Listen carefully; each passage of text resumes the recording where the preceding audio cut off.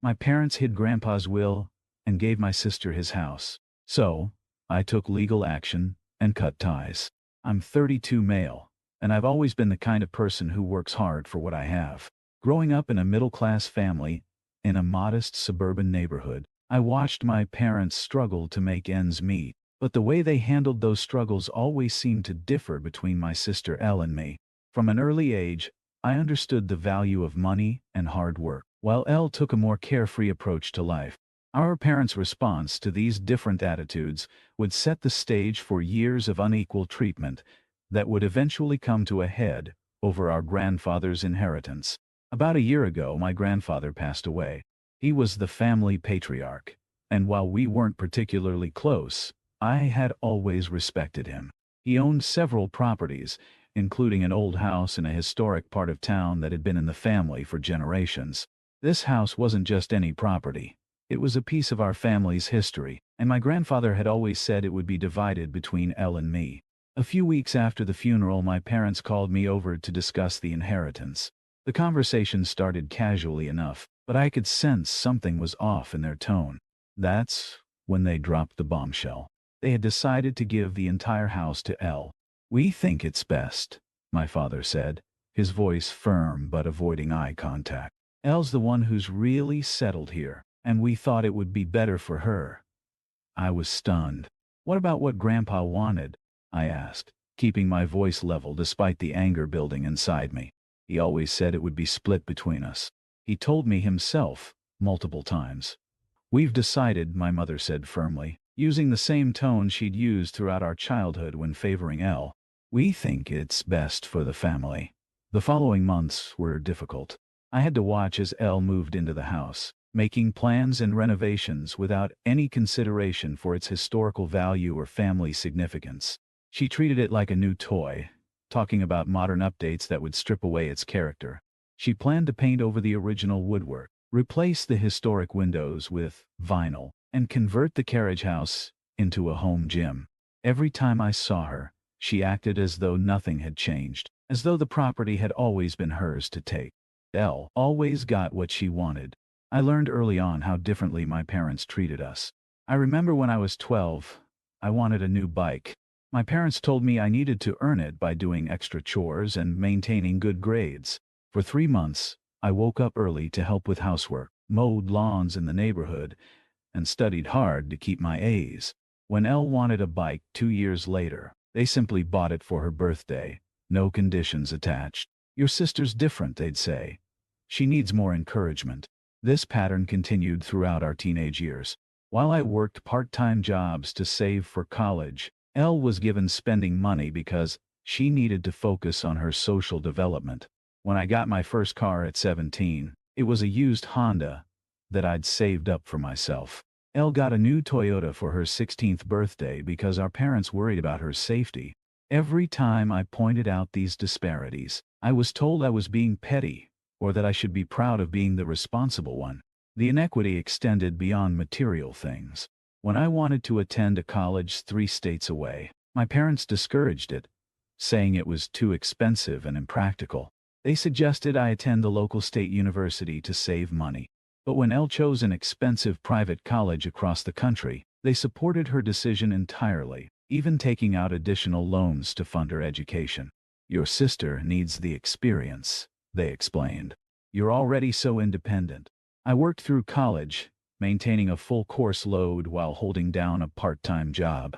Elle changed majors 3 times, took 6 years to graduate, and never worked a day during her studies. Our parents covered all her living expenses, while I lived frugally in a cramped apartment with roommates to make ends meet. After graduation, I started my own business from scratch.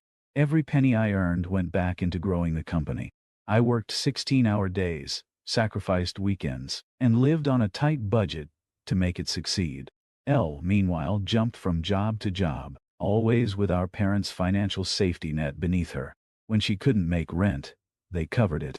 When she maxed out her credit cards, they paid them off. "She's still finding herself," they'd say. "You've always been so good with money." Then came the final betrayal. My parents called asking me to help Elle financially because she and her husband were struggling with their business. The same sister who had just received my share of the inheritance was now asking for more handouts. The same parents who had given her everything were now expecting me to bail her out. "You've been doing so well with your business," my father said, his voice carefully casual. "Elle and James are having some cash flow issues. We thought maybe you could help them out with a loan." The audacity of the request stunned me. After years of favoritism, they still expected me to step in and fix Elle's problems. But the true extent of their manipulation came to light when I discovered an email chain between my parents and Elle, discussing plans to sell the house and split the profits, all without my knowledge or consent.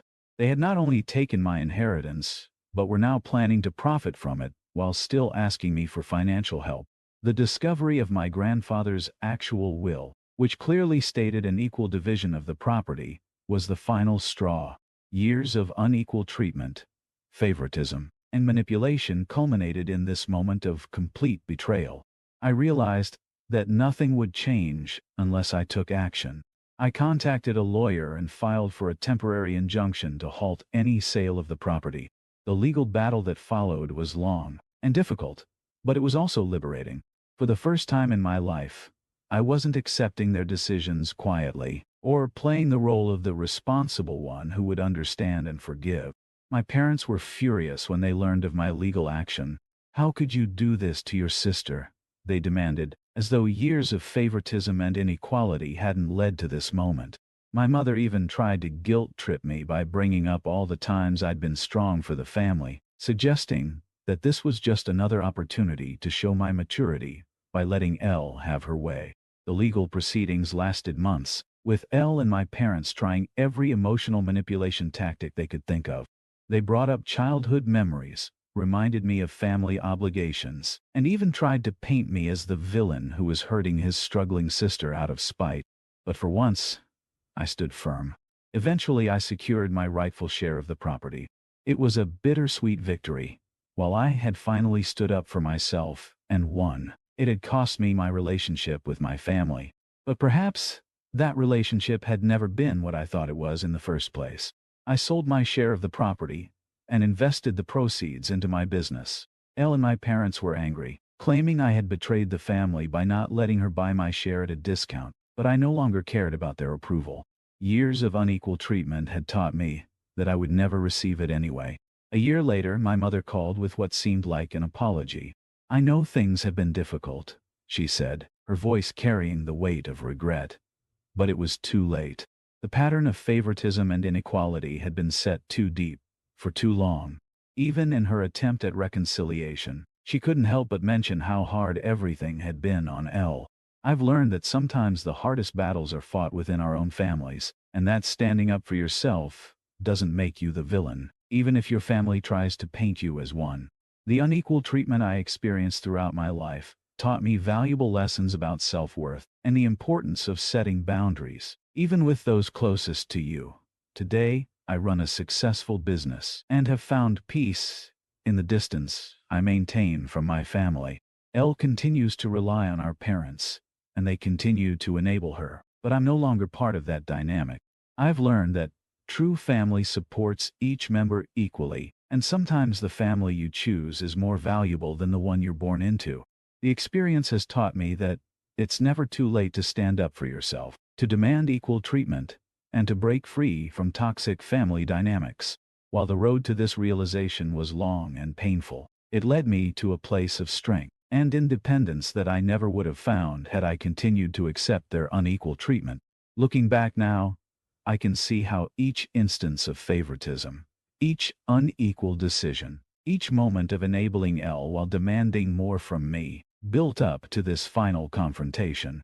The inheritance battle wasn't really about the house. It was about years of inequality, favoritism, and manipulation finally coming to a head. Sometimes it takes a major event like this to see the true nature of your family relationships, and to find the courage to change them. The hardest part wasn't taking legal action, or even selling my share of the property. The hardest part was accepting that my parents would never see their treatment of us as unfair. In their minds, they were always just helping Elle because she needed it more, never realizing how their actions affected me or our relationship as a family. But in the end, I'm grateful for the clarity this situation brought me. It helped me break free from a toxic pattern that had dominated my life for too long. While I may have lost my family in the traditional sense, I gained something more valuable: self-respect and the strength to stand up for what's right, even when it's difficult.